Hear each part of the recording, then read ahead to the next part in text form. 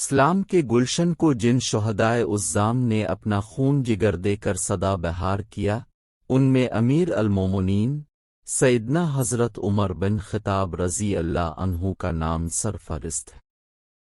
اب کے بے شمار فضائل احادیث میں بیان کیے گئے ہیں، مگر افسوس آج امت مسلمہ اب جیسے جان نثارن اسلام کی حیات و شخصیت سے ناواقف ہوتی جا رہی ہے۔ حضرت عمر رضی اللہ عنہ اسلام کی نہایت بزرگ ترین ہستی ہیں۔ اللہ کے رسول نے اللہ تعالیٰ کے حضور دعا فرمائی تھی، اے اللہ، ان دونوں ابو جہل عمر بن خطاب میں سے جو تجھے زیادہ محبوب ہو، اس کے ذریعے اسلام کو عزت عطا فرما، اور یہ دعا حضرت عمر صلی اللہ علیہ وسلم کے حق میں قبول ہوئی۔ ترمذی، حضرت عمر کی ذات وہ ذات ہے جن کے اسلام میں داخل ہونے پر فرشتوں نے بھی خوشیاں منائیں۔ حضرت جبریل حمزہ آسمان سے نازل ہوئے اور اللہ کے رسول کی خدمت میں عرض کیا، اس وقت آسمان والے بھی عمر کے اسلام قبول کرنے پر خوش ہو رہے ہیں۔ ابن ماجہ نیز حضرت عمر صلی اللہ علیہ وسلم کی فضیلت بیان کرتے ہوئے اللہ کے رسول نے ارشاد فرمایا، اگر میرے بعد کوئی نبی ہوتا تو وہ عمر بن خطاب ہوتے۔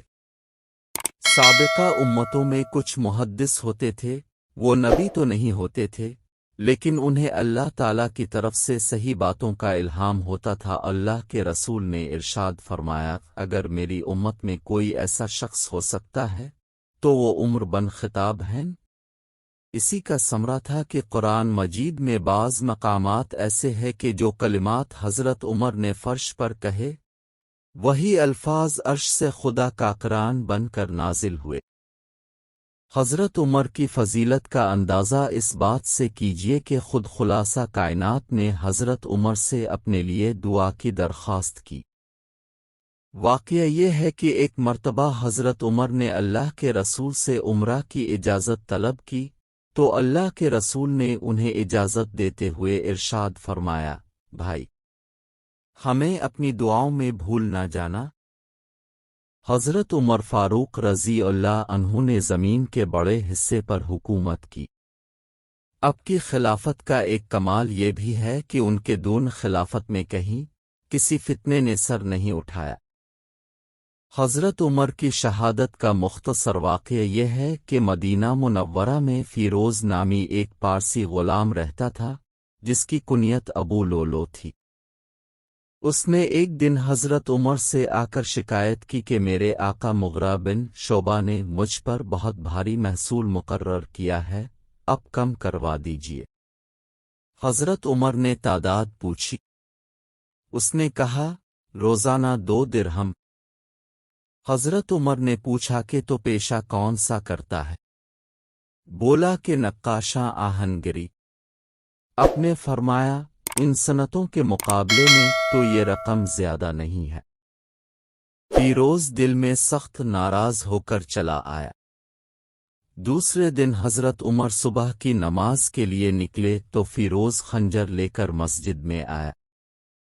حضرت عمر کی طرف سے کچھ لوگ اس کام پر مقرر تھے کہ جب جماعت کھڑ چھوٹیے ہو تو وہ صفیں درست کرے۔ جب صفیں سیدھی ہو گئیں تو حضرت عمر تشریف لائے اور جوں ہی نماز شروع کی، فیروز نے دفع گھات میں سے نکل کر مسلسل 6 وار کیے، جس میں سے ایک ناف کے نیچے پڑا۔ حضرت عمر نے فوراً حضرت عبد الرحمن بن عوف کا ہاتھ پکڑ کر انہیں اپنی جگہ کھڑا کر دیا اور خود زخم کے صدمے سے گر پڑے۔ عبد الرحمن ابن عوف نے اس حالت میں نماز پڑھائی کہ حضرت عمر سامنے بسمل پڑے تھے۔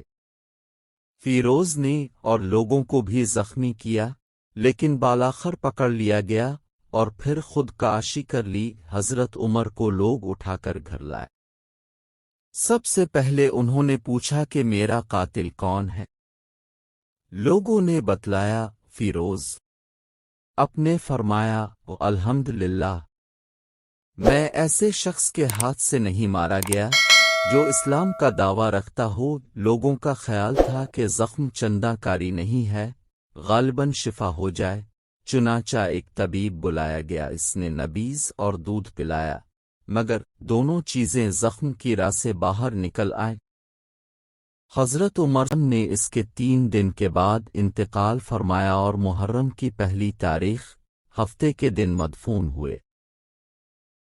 یہ آفتاب تو خاک میں چھپ گیا، لیکن جاتے جاتے اپنے کردار اور فعل و عمل سے عظیم پیغام دنیا کو دے گیا کہ بھلے ہی تمہاری سامنے امیر المومنین بسمل پڑا ہو، لیکن تم ایسی حالت میں بھی اللہ کے فریضے کو کامل طور پر ادا کرتے رہنا۔ اللہ تعالیٰ ان کے درجات بلند سے بلند تر فرماتا رہے اور ہمیں ان کی زندگی اور شہادت سے سبق حاصل کرنے کی توفیق نصیب فرمائے۔